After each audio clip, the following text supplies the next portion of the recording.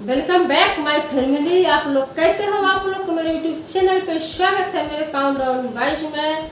तो फ्रेंड्स, आज हम रिएक्शन वीडियो बनाएंगे गीता भागवत के ऊपर, तो ये भी देखना जरूरी है।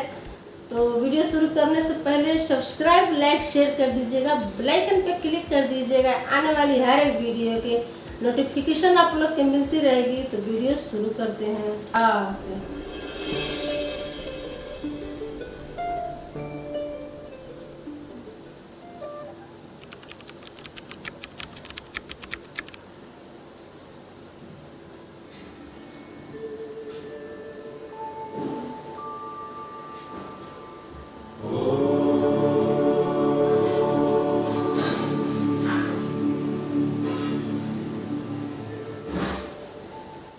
मैंने श्रीमद् भगवद गीता तब तक नहीं पढ़ी थी जब तक मुझे ये ज्ञान नहीं हुआ कि हम सब आत्माएं हैं और ये जिंदगी हम आत्माओं के लिए एक इम्तिहान है, अपने अंदर से अपने सबसे अच्छे रूप को बाहर निकालने का। और भगवद गीता इस इम्तिहान को पास करने की एक अहम किताब। भगवद गीता के 18 अध्याय हैं और ये संस्कृत में परमात्मा द्वारा दी गई थी। समय के साथ संस्कृत भाषा रोजमर्रा की जिंदगी से निकल गई और ये ज्ञान मनुष्य से दूर हो गया। समय समय पर भगवद गीता के साधारण अक्षरों में अनुवाद किया गया। इसी कोशिश को आगे बढ़ाते हुए आने वाले 9 मिनटों में भगवद गीता के कुछ अहम हिस्सों को अपने गुरु के आशीर्वाद से एक आसान रूप में मैं अपने 7 बिलियन भाई बहनों के चरणों में समर्पित कर रहा हूं। ये ज्ञान परमात्मा ने भगवान कृष्ण के द्वारा सबसे बड़े धर्म युद्ध महाभारत की रणभूमि कुरुक्षेत्र में अर्जुन को कुछ 5000 साल पहले दी। ये वो वक्त था जब धर्म का बार बार उल्लंघन हुआ, परमात्मा का डर मनुष्य से निकल गया। लालच की होड़ में भाई ने भाई को मारने की कोशिश की और यही नहीं, एक ब्याहता औरत को भरी सभा में अपने बड़ों के सामने अपमानित किया गया। इससे पहले कि मनुष्य जाति धर्म युग से निकलकर पूर्ण रूप से कलयुग में जाती, युद्ध की रणभूमि में युद्ध से कुछ पहले परमात्मा ने गीता भगवान कृष्ण के द्वारा मनुष्य जाति के कल्याण के लिए दी। ऐसे ही जैसे कभी तुरा मोसेस को, गॉस्पेल जीसस को और कुरान प्रॉफिट मोहम्मद को दी। गीता, बाइबल, कुरान, तुरा, गुरु ग्रंथ साहिब परमात्मा द्वारा दी गई किताबें हैं जो किसी एक धर्म के लिए नहीं बल्कि पूरी मनुष्य जाति के लिए, पूरी इंसानियत के लिए, सब आत्माओं के लिए है। क्योंकि ये आत्मा को परमात्मा के बारे में, उसकी सृष्टि के बारे में और सबसे अहम ये उन कायदों के बारे में समझाती है जिनका आत्मा को मनुष्य के रूप में हर हाल में पालन करना होगा, रक्षा करनी होगी। और इन्हीं कायदों की बुनियाद पे एक आत्मा को शरीर त्यागने के बाद परखा जाएगा और इस परीक्षा से पास होने पे हमेशा के लिए इस जन्म और मृत्यु से मुक्ति मिलेगी। परमात्मा भगवद गीता में कहते हैं कि मैं ही सबकी शुरुआत हूं, मैं शुरू से भी पहले था और सब खत्म होने के बाद भी रहूंगा। सब मुझ में है और मैं सब में हूं। जो भी तुम छू सकते हो, देख सकते हो, चख सकते हो या सुन सकते हो, वो सब मैं। ये नदियां, पहाड़, सूरज, ग्रहण, चांद, सितारे सब मैंने बनाए। मैंने ही भगवान, शैतान, राक्षस और इंसान बनाए। मैं सर्वव्यापी, सब में रहता हूं, सब में मैं हूं, मैं ही हूं। मैं ही ब्रह्मा बन के सब बनाता हूं और रुद्रा बन के सब नष्ट कर देता हूं। मैं ये सृष्टि यूं ही बनाता और तोड़ता रहूंगा ताकि आत्माओं को मौके मिल सके इस जन्म और मृत्यु से एक दिन मोक्ष पाने, हमेशा के लिए परमात्मा के साथ रहने को। भगवद गीता कहती है कि इस सबसे बड़ी परीक्षा के लिए परमात्मा ने प्रकृति का निर्माण 5 तत्व, हवा, अग्नि, जल, पृथ्वी और ईथर से किया, जिन्हें हम छू के, चख के, सूंघ के, देख के समझ सकते हैं। पर खुद परमात्मा इन 5 इंद्रियों की समझ से बाहर है। उन्हें आत्मा इन इंद्रियों से नहीं जान सकता। आत्मा 5 इंद्रियों के साथ वैसे ही है जैसे एक लोहे का रोबोट जिसे अपने बनाने वाले का कोई पता नहीं। अर्जुन को भी परमात्मा का विराट रूप देखने के लिए भगवान कृष्ण ने दिव्य नेत्र दिए। भगवत गीता समझाती है कि आत्मा अजन्मी है, जिसे कोई मार नहीं सकता, कोई जला नहीं सकता, डुबा नहीं सकता, काट नहीं सकता। लेकिन आत्मा को परमात्मा के साथ हमेशा रहने के लिए ये परीक्षा रूपी जीवन में बैठना ही पड़ेगा। इस परीक्षा के लिए परमात्मा से बिछुड़ के आत्मा को पृथ्वी पे किसी न किसी रूप में जन्म लेना पड़ता है और 88 करोड़ योनियों को जीने और भोगने के बाद एक आत्मा को मनुष्य का शरीर और दिमाग मिलेगा। सबसे बड़ी मर्यादाओं की परीक्षा में बैठने के हर मनुष्य को इस पूरी परीक्षा के दौरान तरह तरह की अच्छी और बुरी भावनाओं के चक्रव्यूह में अपने ही भाई बहन या मित्रों के साथ डाला जाता है, जिसमें हर आत्मा को अपने अंदर के तामसिक और राजसिक अवगुणों से निकल के सात्विक जीवन में प्रवेश करने के मौके मिलते हैं। हमारे तामसिक गुण वो हैं जो हमारे अंदर हीन भावना पैदा करके हमें खुद को उदास और नुकसान पहुंचाते हैं, और हमारे राजसिक गुण हमें ईर्ष्यालु और लोभी बना के दूसरों के प्रति नुकसान पहुंचा सकते हैं।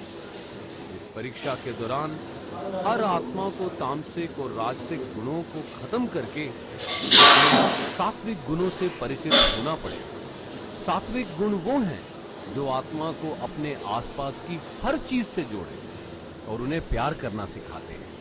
परीक्षा के दौरान हर आत्मा को जीवन के चारों धर्म, अर्थ, काम और मोक्ष का ज्ञान पाके ही मुक्ति। यही वो द्वार है जिन्हें समझ के ही आत्मा परमात्मा को समझ सकती है। पहला द्वार धर्म का है और शेर इसका प्रतीक है। धर्म वही है जो गीता में लिखा हुआ है, वेदों में लिखा हुआ है, गुरु ग्रंथ साहिब, बाइबल या कुरान में लिखा है। धर्म वही है जो धारण किया हुआ है, जिसे आपका दिल मानता है, जैसे झूठ नहीं बोलना, चोरी नहीं करना, भगवान का निरादर नहीं करना, दूसरों को नुकसान नहीं देना, यही सब धर्म है।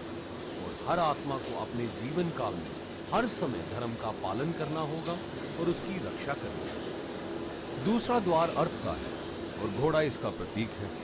हर आत्मा अपने हर जीवन काल में अपने पृथ्वी पे होने का अर्थ या मूल कारण समझे। इस जिंदगी में भोगने वाली चीजें और रिश्तों का आनंद ले, अच्छा बेटा या अच्छी बेटी, अच्छा भाई या अच्छी बहन, अच्छा पति या अच्छी पत्नी बनके हर दुनियावी रिश्ते पर खरी उतरेगी और इस परीक्षा को पास करेगी। तीसरा द्वार काम का है। भगवत गीता समझाती है कि हर मनुष्य के अंदर काम, क्रोध, लोभ, मोह, अहंकार और ईर्ष्या जैसी 6 भावनाएं हमें अपने और दूसरों के प्रति नुकसान पहुंचा सकती है। इन भावनाओं को हर मनुष्य को हमेशा अपने नियंत्रण में रखना होगा, क्योंकि इनके बहाव में किया हुआ कोई भी काम हमारे जीवन भर की परेशानी का कारण बन सकता है। और एक आत्मा संतोष और सादगी से इन भावनाओं पे हमेशा के लिए विजय पा सकती है। चौथा स्तंभ मोक्ष का है और हाथी इसका प्रतीक है। इस परीक्षा रूपी जीवन में हर मनुष्य हर समय कुछ इच्छाएं रखता है। कुछ इच्छाएं एक ही जन्म काल में पूरी हो जाती हैं, पर कुछ अधूरी रह जाती हैं और उनके पूरा होने के लिए आत्मा को वापस पृथ्वी पे आना पड़ता है। भगवत गीता समझाती है कि हमारी इच्छाएं ही मूल कारण है हमारे पृथ्वी पे वापस आने का, और अगर हम कोई भी इच्छा ना रखें तो हम इस जीवन और मृत्यु से मुक्त हो सकते हैं। ये द्वार माफी का भी है। जिन्होंने आपके साथ बुरा किया उनको माफ करके और जिनसे आपने बुरा किया उनसे माफी मांग के मुक्ति पाई जा सकती है। जब तक आत्मा इन चारों दरवाजों धर्म, अर्थ, काम और मोक्ष को समझ नहीं लेती, तब तक आत्मा को बार बार इस मनुष्य रूप में आना ही पड़ेगा। परीक्षा का समय खत्म होते ही आत्मा शरीर और अन्य सब वस्तुओं का त्याग कर देती है। जो भी संसार में रहकर बनाया वो अब किसी और का होगा और आत्मा अपने कर्मों के फैसले के लिए चली जाती है। आत्मा के अच्छे बुरे कर्मों का हिसाब होता है। अपने अच्छे कर्मों के लिए आत्मा कुछ वक्त के लिए स्वर्ग और दुष्कर्मों के लिए नरक पे चले जाती है। नर्क में आत्मा को अपने पापों के अनुकूल सजाएं मिलती हैं, पर सजा खत्म होने के बाद आत्मा को फिर से एक नया शरीर और नया दिमाग मिलता है इस परीक्षा में फिर से बैठने के लिए।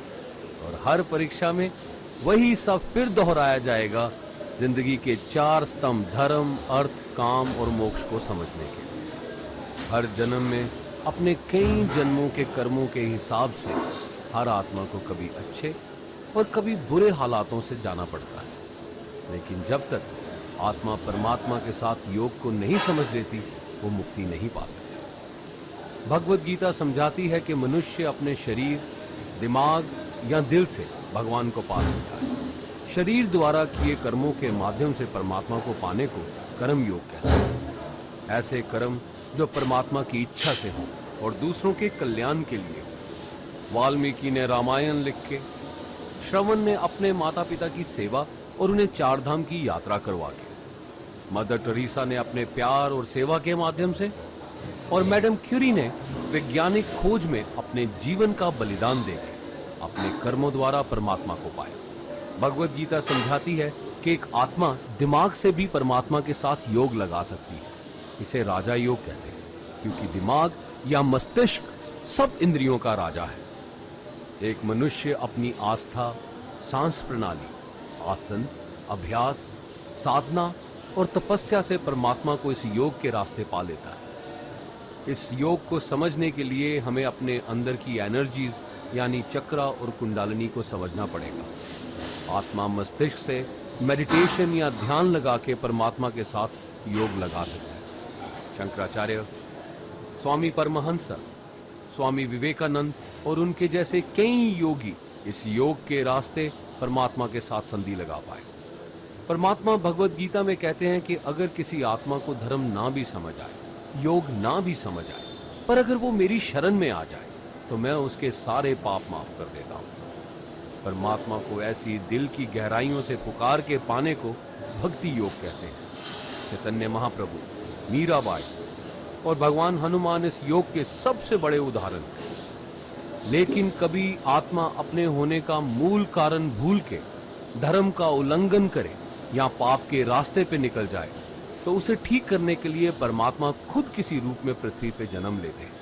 आइए श्री भगवत गीता, गुरु ग्रंथ साहिब, तुरा, बाइबल, कुरान या ऐसी किसी भी दीनी किताब को पूरा पढ़ के इस जिंदगी के असली मायने समझें और परमात्मा के साथ योग लगाएं। अगर आपने इसे पसंद किया तो इसे औरों को बांटिए, ताकि सब आत्माएं अपने यहाँ होने का मूल रूप समझ सकें और इस जन्म और मृत्यु से मुक्ति पाके हमेशा परमात्मा के साथ। गीता भागवत कथा है, मतलब गीता भागवत ये भी सुनना चाहिए, ये भी जरूरी है हम सबके लिए। तो कितना अच्छा लग रहा है इनका मतलब अध्याय सुन के, बहुत मन को तसल्ली मिलता है, पूरा हृदय मतलब खिल जाता है, रोग खिल जाता है, कितना सुकून मिलता है। तो इससे सीख मिलती है कि हम लोग के अपने जीवन जिंदगी में क्या करना चाहिए, कैसे चलना चाहिए, कैसे हम एक आत्मा है परमात्मा से कैसे हम मिल सकते हैं, इसके बारे में मतलब कृष्ण जी सुनाए हैं अर्जुन के। तो उसी हिसाब से मतलब इस गीता भागवत बनी है। तो हमको तो बहुत अच्छा लगा। तो कैसे हम भगवान से मिल सकते हैं, तो अगर हम ख्वाहिश रखते हैं, अपना लालच रखते हैं, हम काम क्रोध से मतलब अगर दूर रहते हैं और ख्वाहिश लालच करते हैं, तो हम कहीं भगवान से नहीं मिल सकते हैं। अगर हम भगवान से मिल सकते हैं तब जब हम कोई ख्वाहिश नहीं रख सकते हैं, भगवान से योग लगा सकते हैं, उनको बारे में रात दिन ध्यान करते हैं, तब हम भगवान से मिल सकते हैं। तो यही मतलब इसमें बताए हैं, दिखाए हैं। तो आप लोग सुनेंगे तो कुछ समझ में आएगा। ये भी सुनना बिल्कुल ज़रूरी है मन को शांति के लिए। इंसान थका रहता है तो अगर ये सब सुन लेता है तो हर एक परेशानी, हर एक दुख दर्द दूर हो जाता है। बहुत अच्छा लगता है, मन को तसल्ली मिलती है, सुकून मिलता है, शांति मिलती है, और मन को भी बिल्कुल शांत हो जाता है। मन अपना घर जो होता है, गृहस्थी होता है, बिल्कुल खिल जाता है। ये सब सुनना चाहिए अपने ध्यान में, अपने हृदय में इनको भी मतलब बैठाना चाहिए, लाना चाहिए। तो सोचिए भी सब आप लोग को दिखाना जरूरी है। आप लोग भी सुनिएगा। तो कोई अगर मिस्टेक हुई होगी तो क्षमा माफ़ी मांगती है आप लोग से।